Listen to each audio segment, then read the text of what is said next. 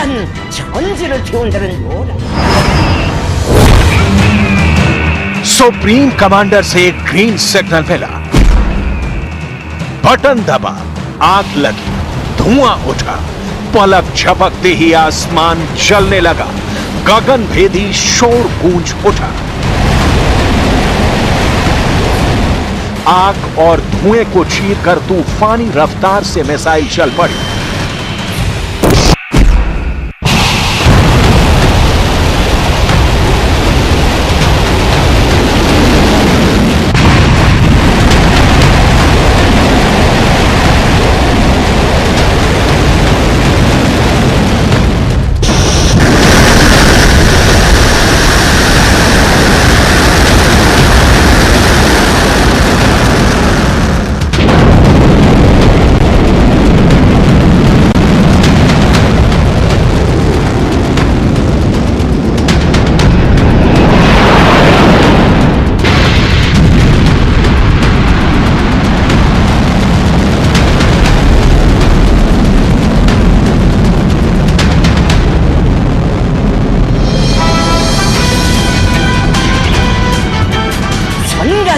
전지를 태운다는 요라.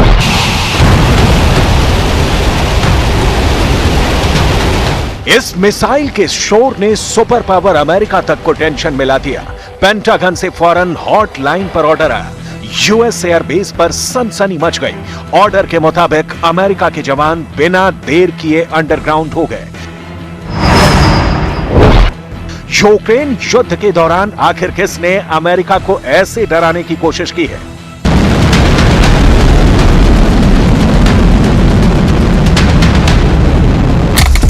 किस देश ने इतनी खतरनाक मिसाइल छोड़कर अमेरिका को टेंशन में ला दिया? अमेरिका को निशाना बनाने वाली इंटरकॉन्टिनेंटल मिसाइल किसने छोड़ी?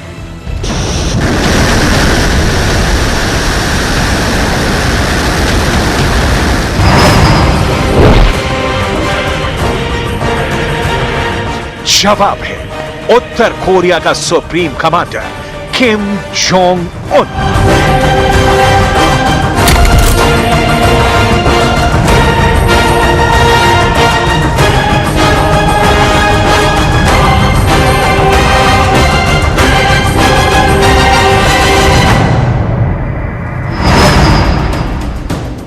किम के इस मिसाइल लॉन्च से अमेरिका से लेकर जापान तक हड़कंप मच गया।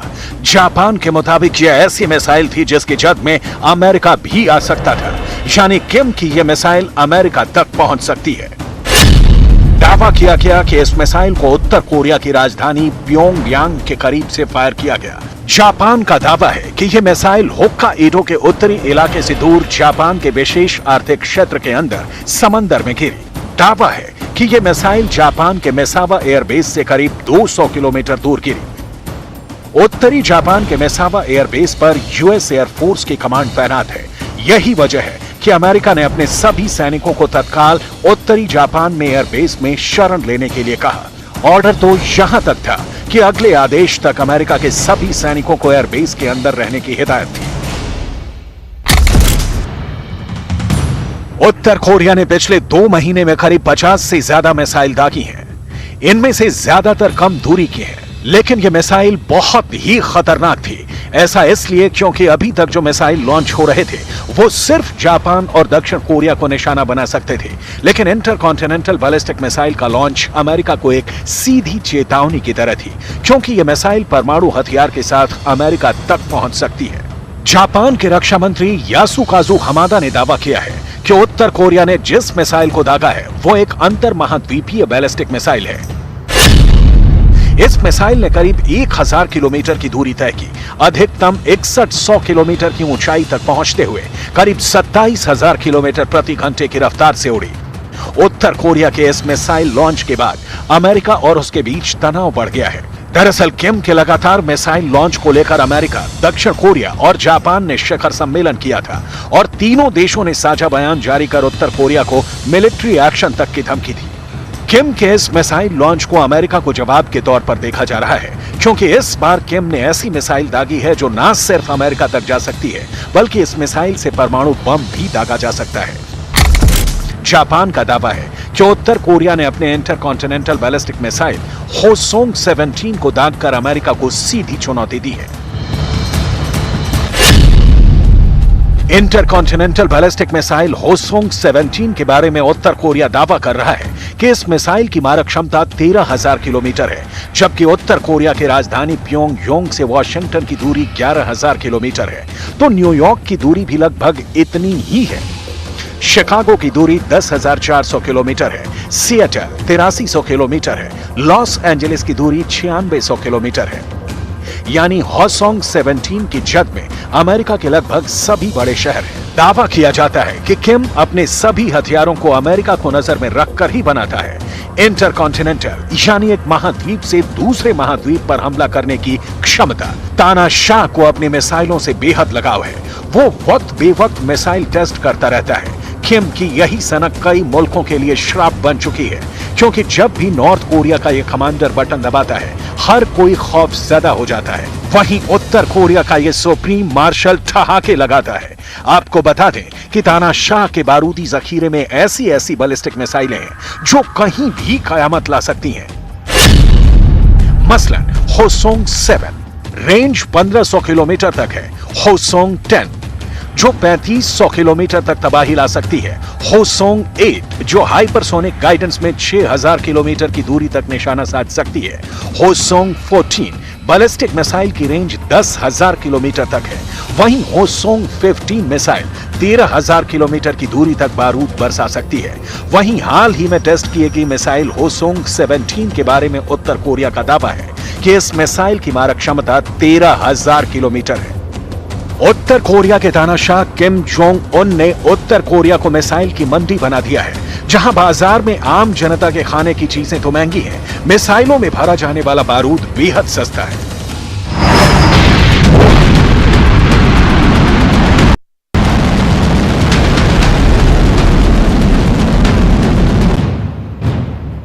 रक्षा विशेषज्ञों के मुताबिक किम जोंग चाहता है कि उसे सबसे खतरनाक मिसाइल ताकत वाले देश के रूप में पहचान मिले। यही वजह है कि पिछले कुछ दिनों में नॉर्थ कोरिया में मिसाइल परीक्षण में तेजी देखी गई है।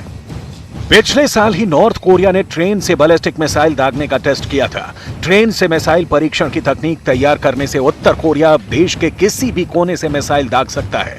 किम के दिमाग में परमाणु बम का फितूर समाया रहता है।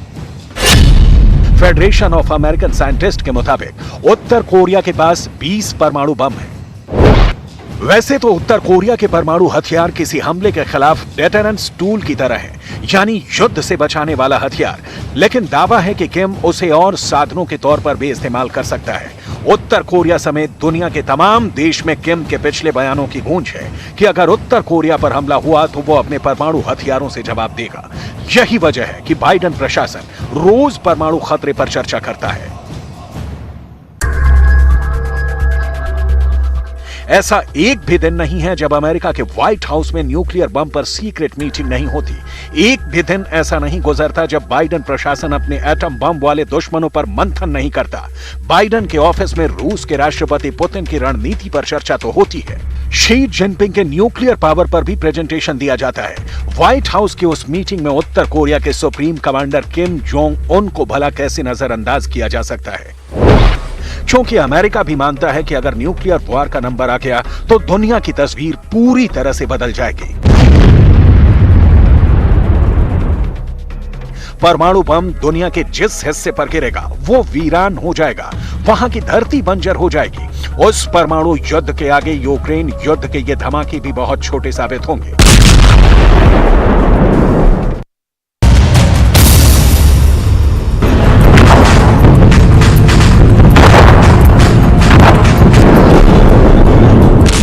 एक तरफ क्रूज से मिसाइल चली, एक नहीं, दो नहीं, तीन नहीं, बस गिनते रहिए। टारगेट पर यूक्रेन के कई शहर हैं। मिसाइल आती है और फिर ज़ेलेंस्की का एयर डिफेंस सिस्टम एक्टिव होता है और फिर एक ही वार में पुतिन की एक दो नहीं, कई मिसाइलों को आसमान में ही खत्म कर देते हैं ज़ेलेंस्की।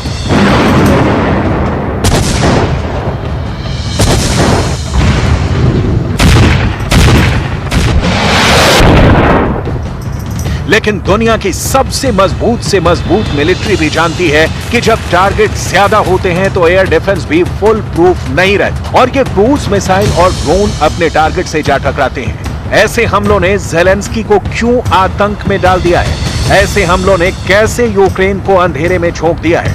ऐसे हमलों से यूक्रेन के 1 करोड़ लोग कैसे खतरे में पड़ चुके हैं? इसकी पूरी रिपोर्ट दिखाएंगे। पहले देखिए कि यूरोप में रूस की मिसाइलों का क्या खौफ है। इसे समझने के लिए ये वीडियो देखिए जिसमें एक पैसेंजर विमान को लड़ाकू विमान एस्कॉर्ट कर रहे हैं। ये पोलैंड का यात्री विमान है जिसमें पोलैंड की फुटबॉल टीम सवार है और इसकी हिफाजत कर रहे हैं पोलैंड के फाइटर जेट F-16। पोलैंड की फुटबॉल टीम कतर में हो रहे विश्व कप में हिस्सा लेने जा रही है, लेकिन यूक्रेन युद्ध को लेकर खतरा ऐसा है कि पोलैंड ने कोई चांस नहीं लिया। यह F-16 तब तक विमान के साथ रहे जब तक फुटबॉल टीम का जहाज डेंजर जोन से दूर नहीं चला गया।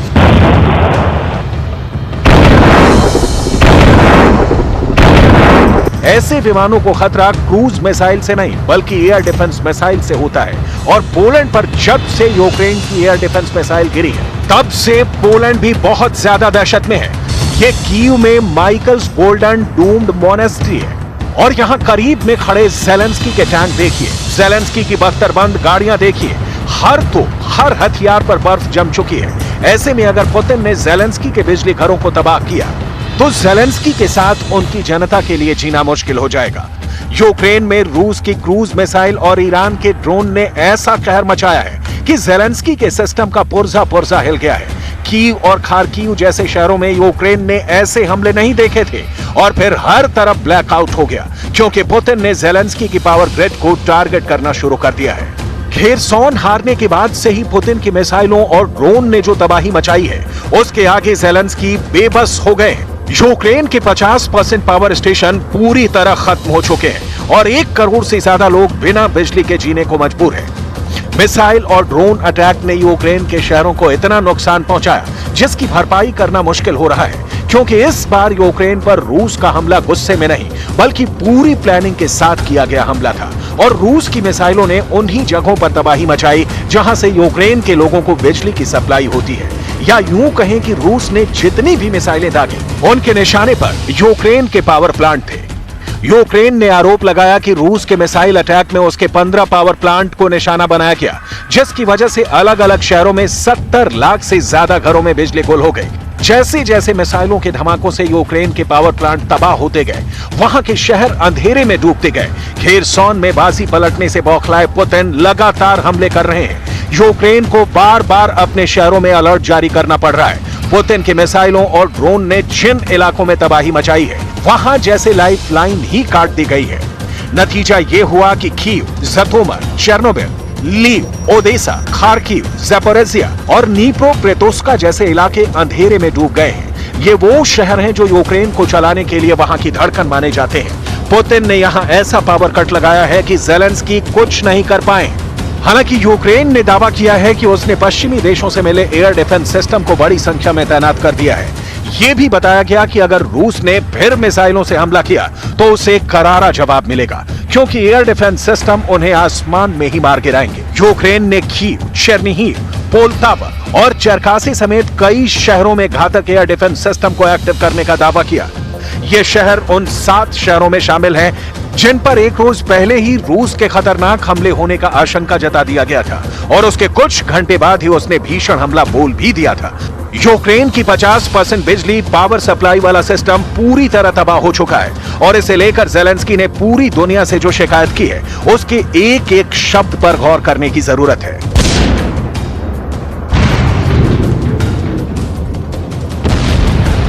Російський обстріл ракетами і дронами теж призвів до нових перебоїв з електрикою, але це виправляється. Відновлювальні роботи тривають. Така форма терору не дасть Росії нічого навіть зараз, коли ми ще не маємо достатньої кількості систем ППО. यूक्रेन में युद्ध का ये सबसे खतरनाक दौर है क्योंकि पुतिन अब बहुत ही जालिम फैसले ले रहे हैं। वो इसी तरह ज़ेलेंस्की को पूरी तरह घुटनों पर लाना चाहते हैं और फिलहाल पुतिन ने ज़ेलेंस्की की राजधानी कीव पर बमबारी करके उनके बंकर को भी गुप्त अंधेरे में रखने का फैसला किया है। यही वजह है कि ज़ेलेंस्की के बंकर को जनरेटर से अब 24 घंटे पावर बैकअप दिया जा रहा है। ज़ेलेंस्की अब सामान्य बिजली सप्लाई पर निर्भर नहीं रह सकते। ज़ेलेंस्की का जनरेटर इस वक्त यूक्रेन के कमांडर स्ट्रक्चर की लाइफलाइन बन चुका है।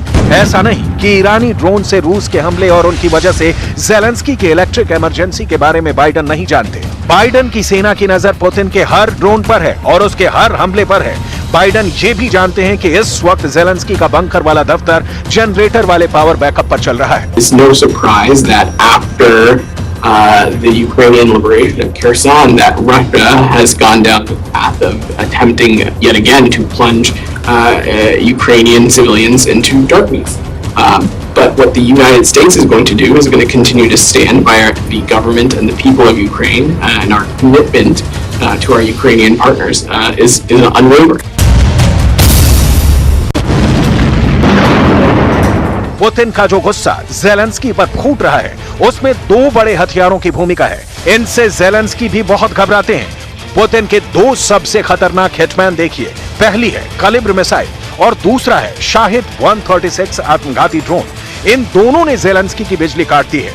दोनों हथियार 10 अक्टूबर के बाद से ही यूक्रेन में लगातार हमले कर रहे हैं और खेरसौन हारने के बाद पुतिन ने इनके हमले और बढ़ा दिए हैं। इसमें कलिब्र क्रूज मिसाइल के हमले तो बहुत ज्यादा खतरनाक माने गए। इस मिसाइल के अलग अलग वर्जन से पुतिन ने कीव और यूक्रेन के कई शहरों पर कयामत बरसाई। कलिब्र हर तरफ से लॉन्च की गई, बॉम्बर से लॉन्च की गई, समंदर से लॉन्च की गई और लैंड बेस्ड लॉन्चर से दागी गई। काला सागर से उठे इन मिसाइलों के बवंडर ने कीव को पूरी तरह हिलाकर रख दिया। परमाणु हमले जैसे खतरे को देखते हुए लोग अंडरग्राउंड मेट्रो में पनाह लेने लगे। पिछले 24 घंटे में इनके हमले तो और तेज हो चुके हैं। कलिब्र मिसाइल लॉन्च किए जाने का नया वीडियो भी देख लीजिए, जब काला सागर में पुतिन की नेवी ने लगातार मिसाइलें दागी। पहली मिसाइल, दूसरी मिसाइल, तीसरी मिसाइल, ऐसे ही कई हमले लगातार किए गए। पुतिन का दूसरा सबसे बड़ा हथियार शाहिद 136 ड्रोन ज़ेलेंस्की के लिए बहुत बड़ा सरप्राइज दिया था। पुतिन का ये हिटमैन तय टारगेट पर लगातार हमले कर रहे हैं।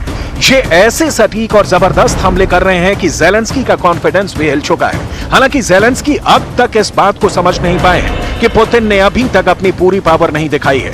वो चाहें तो कीव के साथ ज़ेलेंस्की का घर, उनका बंकर और तमाम बड़ी सरकारी इमारतें धूल में तब्दील हो जाएंगी। Такий час, такі цілі, щоб завдати якнайбільше шкоди. Але ми, українці, допомагаємо одне одному, віримо в себе, відновлюємо усе зруйновано. Зараз можуть бути тимчасові перебої з електрикою, але ніколи не буде перебою з нашою впевненістю. कीव पर तमाम तरह की मिसाइल और सुसाइड ड्रोन के हमलों के बाद भी ज़ेलेंस्की सुरक्षित है और खुलकर बयान दे रहे हैं। पुतिन को लगातार चैलेंज कर रहे हैं। ये बात साफ है कि पुतिन ने अभी उन्हें टारगेट नहीं किया है, लेकिन आगे ऐसा नहीं होगा, इसकी गारंटी तो पुतिन भी नहीं दे रहे। यूक्रेन की फौज के सामने रूस की सेना खड़ी है, लगातार हमले हो रहे हैं, तो दूसरी तरफ शहरों और रिहायशी इलाकों में ज़ेलेंस्की के सामने ठप हो चुकी बिजली को ठीक करने का भी चैलेंज है। खतरा इसलिए भी बढ़ा है क्योंकि कड़ाके की सर्दी के वक्त अगर बिजली वाला सिस्टम ठीक नहीं किया गया तो ज़ेलेंस्की का बंकर भी जम जाएगा, क्योंकि उनका जनरेटर भी कब तक चलेगा, इस बात का खतरा खुद ज़ेलेंस्की को भी है। ड्रोन और मिसाइलों के हमले से बिजली ठप होने के बाद यूक्रेन के लोगों को कहा गया कि वो सुबह 7 से 9 बजे तक और फिर शाम को 5 से रात 10 बजे तक बिजली उपकरणों का इस्तेमाल ना करें। जब से पुतिन को ईरान वाले ड्रोन मिले हैं, कई झटके खाने के बावजूद उनकी फौज ने जबरदस्त कमबैक किया है। पुतिन ने ईरान को बस एक आवाज लगाई और अब नए 2500 हिटमैन यानी शाहिद 136 भी आने को तैयार है। Angreifen und wie sie töten. All das ist vollkommen inakzeptabel. Wir fordern ein sofortiges Ende der Gewalt. Wir fordern die Freilassung. पूरा यूरोप और नाटो ईरान के ड्रोन से घबराया हुआ है। जाहिर है पुतिन का नया ऑर्डर इन्हें और बेचैन कर देगा। पुतिन सर्दी से पहले या उसके बाद ही ज़ेलेंस्की की राजधानी पर कब्जे का प्लान बना चुके हैं और पुतिन बार बार कह रहे हैं कि रूस इस बार कीव को बख्शेगा नहीं। ऐसे में क्या अगले सरप्राइज अटैक में ज़ेलेंस्की का बंकर पूरी तरह तबाह हो जाएगा? ज़ेलेंस्की के सीक्रेट अड्डे पर पुतिन के हिटमैन का हमला कैसे होगा? देखा जाए तो पुतिन का यह हिटमैन यानी ईरान का शाहिद 136 इस वक्त यूक्रेन का सबसे बड़ा सुपारी किलर बन गया है। Designated a total of 3 Iranian entities, including those manufacturing and delivering the UAVs supplied by Iran to Russia. That includes the Islamic Revolutionary Guard Corps Aerospace Forces, It also includes Codes Aviation, and Treasury is also designating Shaheed Aviation Industries Research Center.